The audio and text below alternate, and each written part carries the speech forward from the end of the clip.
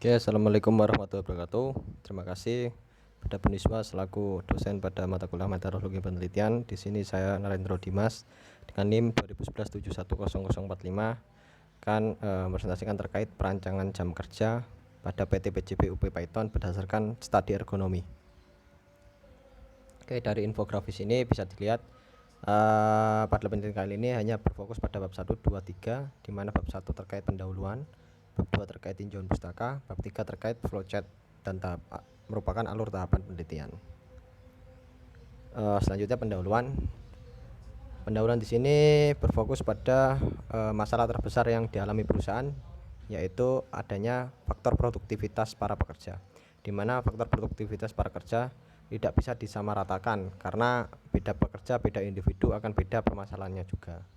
Di sini pada PT PJB UP Python juga tidak terlepas dari masalah tersebut.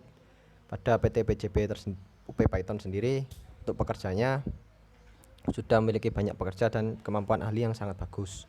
Tapi yang perlu digarisbawahi dan di sini yang saya khususkan yaitu pada pekerja outsourcingnya, di mana di sini di PT PJB UP Python pekerja outsourcing tidak memiliki fasilitas sebagus pekerja tetap seperti itu, di mana kondisi tersebut bisa mengganggu kondisi dari beban kerja juga pada para pekerja, sehingga dari rancangan yang akan dibuat tadi diharapkan mampu menangani masalah tersebut dan juga meningkatkan kondisi produktivitas para pekerja outsourcing itu sendiri di PT PJB UP Python.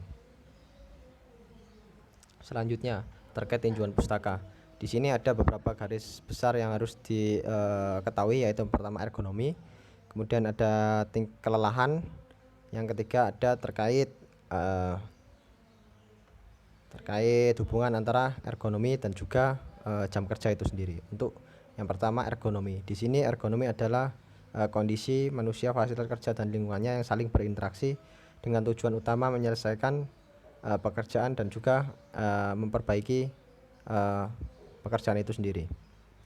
Untuk hubungannya sendiri dari ergonomi dan juga hubungan jam kerja adalah jika jam kerja atau rancangan jam kerja tersebut tidak sesuai dengan ergonomi, maka beban kerja yang akan diterima oleh pekerja itu sendiri akan lebih banyak maupun tidak teratur. Jadinya pekerja itu sendiri akan merasakan berbagai dampak kelelahan sehingga akan menyebabkan kejadian yang lebih besar seperti kecelakaan kerja dan lain-lain. Seperti itu hubungan antara ergonomi dan rancangan jam kerja.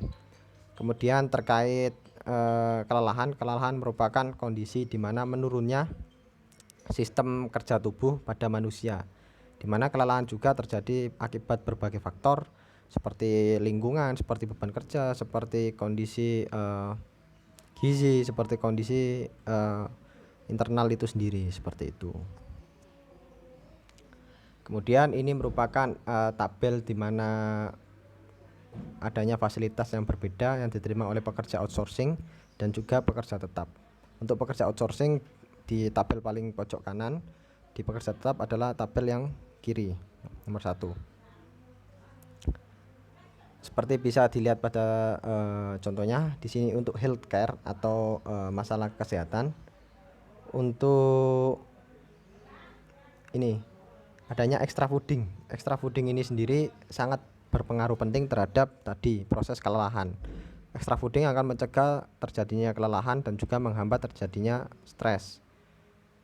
Di sini di pekerja tetap diberikan, untuk pekerja outsourcing tidak diberikan. Jadinya beban kerja yang diterima pekerja outsourcing akan lebih besar. Itu seperti contoh yang pertama. Ada lagi contoh kedua, yaitu insentif kerja. Insentif kerja pada pekerja tetap diberikan, pada pekerja outsourcing tidak diberikan. Hal tersebut juga akan mempengaruhi terkait psikologis ataupun mental dari pekerja outsourcing itu sendiri terhadap beban kerja yang diberikan oleh perusahaan itu sendiri.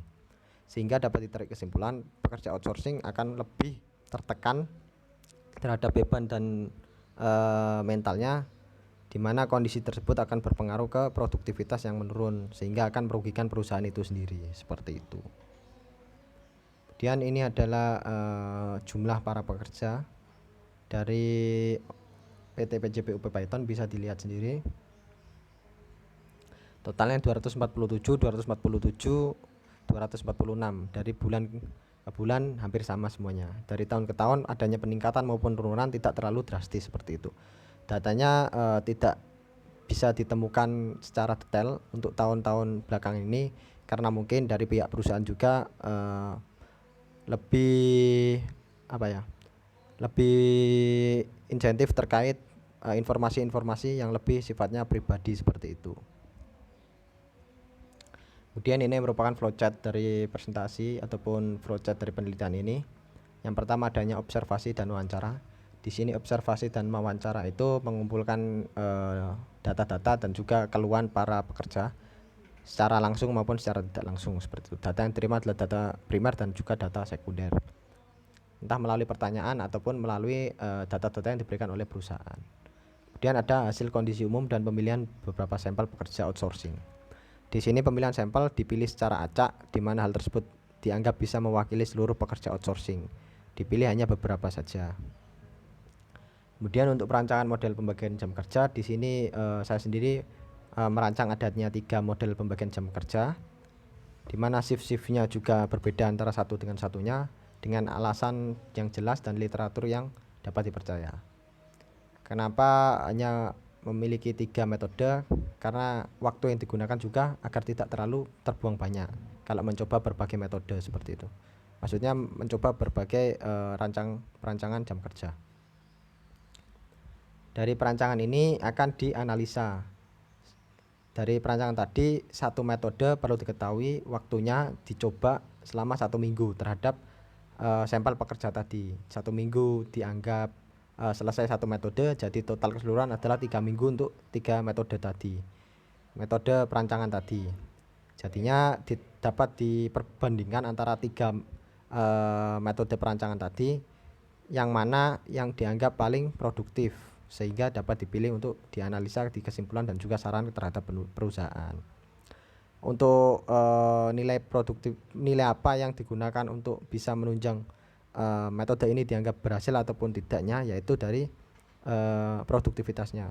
Kita ambil contoh pada pekerja outsourcing di bagian mungkin penggilingan. Di penggilingan mungkin 1 hari dia bisa menggiling 100, tapi setelah adanya rancangan yang baru dia bisa menggiling 110, berarti metode tersebut dianggap berhasil seperti itu. Jika metode tersebut dianggap tidak berhasil, maka akan dikembalikan ke proses sebelumnya, yaitu perancangan lagi dari awal seperti itu. Kemudian ditarik yang berhasil tadi, ditarik kesimpulan dan saran guna digunakan untuk menunjang perusahaan itu sendiri.